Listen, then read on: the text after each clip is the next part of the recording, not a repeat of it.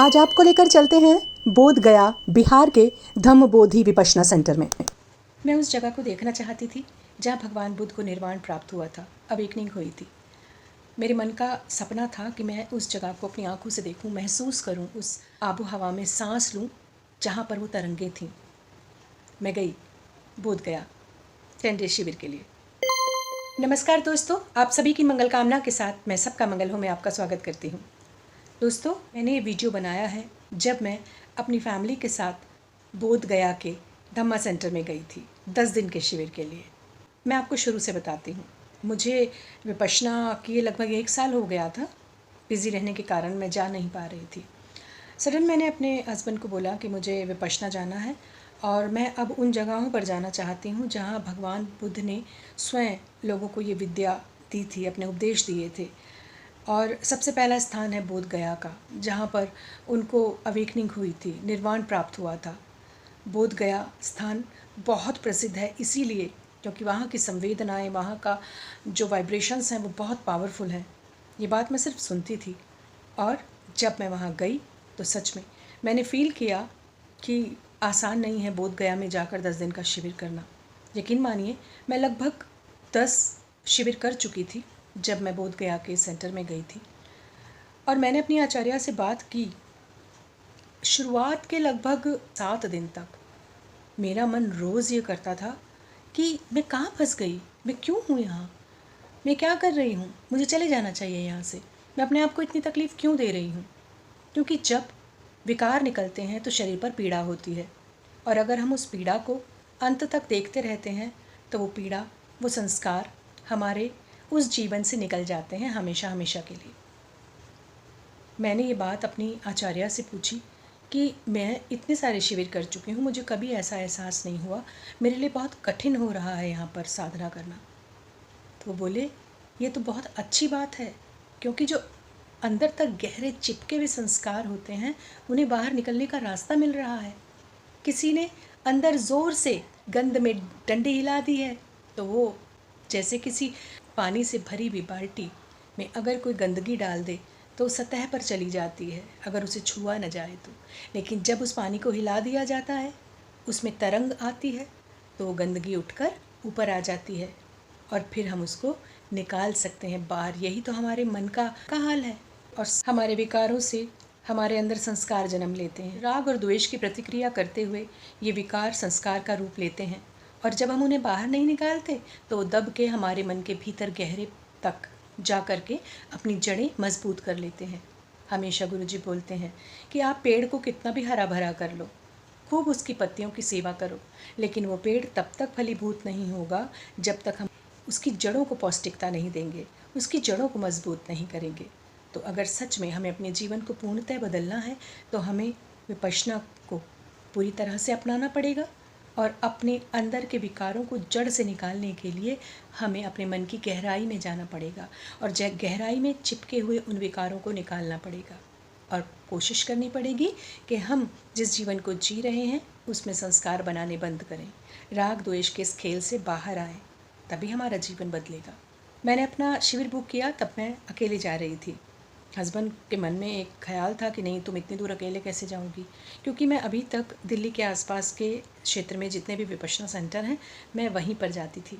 लेकिन अब जब मन में ख्याल आया कि नहीं, इस बार बोध गया जाना है, तो उनके मन में थोड़ा सा था कि इतनी दूर बिहार में जाना है और तो, लेकिन मेरे मन में कोई डर नहीं था। मैंने कहा ठीक है, मुझे जाना है तो जाना है, वहाँ कुछ ऐसा नहीं होगा, हम धम्मा को पालन करने वाले लोग हैं, हमारे साथ कभी गलत हो ही नहीं सकता, ये विश्वास था। तो मैंने शिविर बुक कर दिया।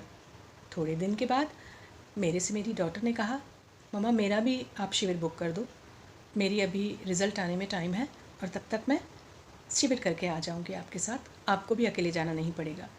मैंने कहा वेरी गुड, और मैंने उसके लिए भी शिविर बुक कर दिया क्योंकि बोध गया में नए बच्चों को आसानी से वो लोग रजिस्ट्रेशन नहीं करते हैं। तो उसके बाद मेरे बेटे ने भी कहा कि ठीक है मम्मा, आप दोनों अकेले जा रहे हो, मैं भी चलता हूँ। तो मैंने अपने बेटे का भी रजिस्ट्रेशन करा दिया। तो वहाँ से मेरा कन्फर्मेशन आ गया क्योंकि मैं ओल्ड साधिका हूँ और मैंने लगभग 10 शिविर कर रखे थे, तो मेरा कन्फर्मेशन आ गया, बच्चों का कन्फर्मेशन नहीं आया। तो मैंने फिर उन लोगों को कॉल किया। मैंने कहा देखिए मुझे दिल्ली से आना है और मैं मेरे बच्चों के साथ आ रही हूँ, तो प्लीज़ आप लोग उन दोनों का भी रजिस्ट्रेशन फ़ाइनल कर दीजिए, मैं तभी आ पाऊँगी। तो रियली मुझे इतनी खुशी हुई, मुश्किल से 2 या 3 दिन का इंतज़ार करने के बाद उन दोनों का भी कन्फर्मेशन आ गया। और वैसे तो वहाँ पर 5 बजे का टाइम होता है लास्ट पहुँचने का, और हम लोग दिल्ली से हमने फ़्लाइट ली थी और हम लगभग 4 सवा 4 बजे हम गया एयरपोर्ट उतरे और वहाँ से हमने कैब ली।